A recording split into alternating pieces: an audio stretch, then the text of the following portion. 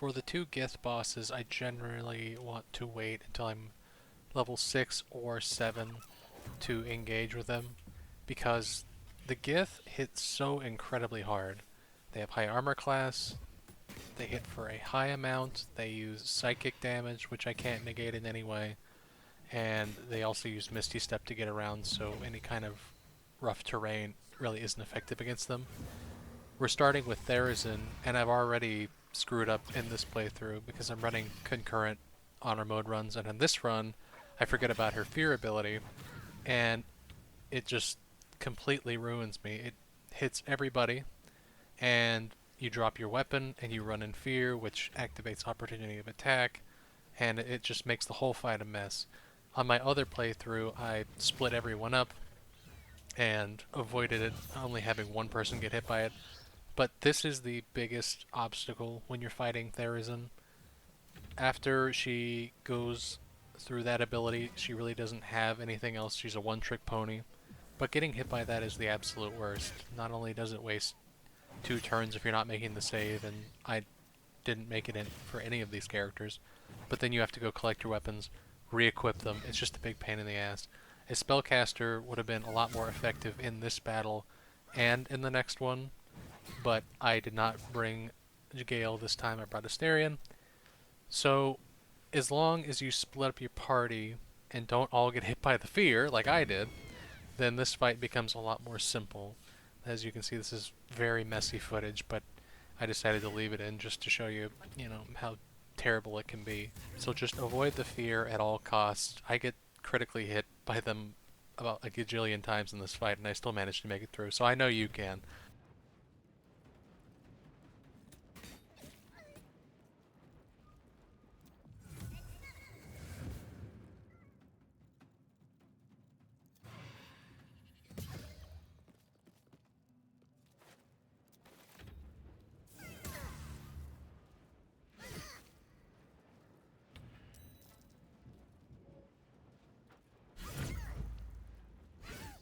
Behold the dance of death.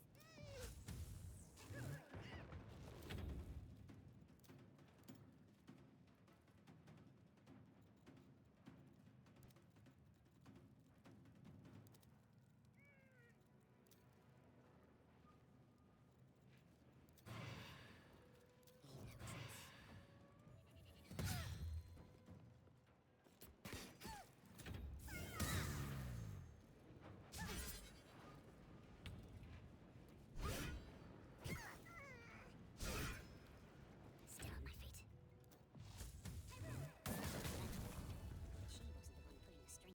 So Wargaz has a honor mode ability in which whenever you attack him, he summons a psychic sword right next to the person who attacked him, who can attack you and activate his Mind Link ability, which increases his armor class for each person connected to him and also makes you vulnerable to psychic damage and lowers your AC as well. This footage also gets fairly messy. I don't handle it super well, but with these Gith, it's just always really hard to predict how these fights are going to go. One of the warriors right next to Asterion nearly kills him in just one turn because he hits so damn hard. It's about 40 damage in one turn, and that's with a 20 AC, by the way. 59 health. You tell me these dice rolls aren't rigged, I'll call you a liar. But the actual ability itself is manageable. If you kill him first, it also despawns all of the swords that he summons.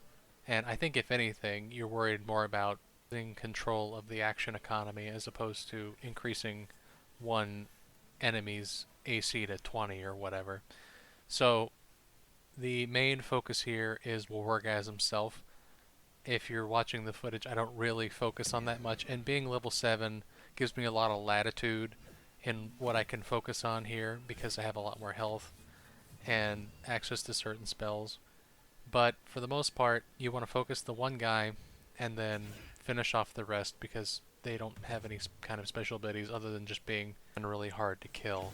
Of course, you want to watch out for the fact that they are fighters and they have access to those abilities like tripping attack or disarming attack, which I've been getting hit a lot by in this playthrough. And if you can get some kind of CC on all of these dudes, absolutely do it. Stuff like command, grovel, or hold person work really well if you can land it. I think it's a 35% chance on this, on Wargas himself, and then about 65 on the rest.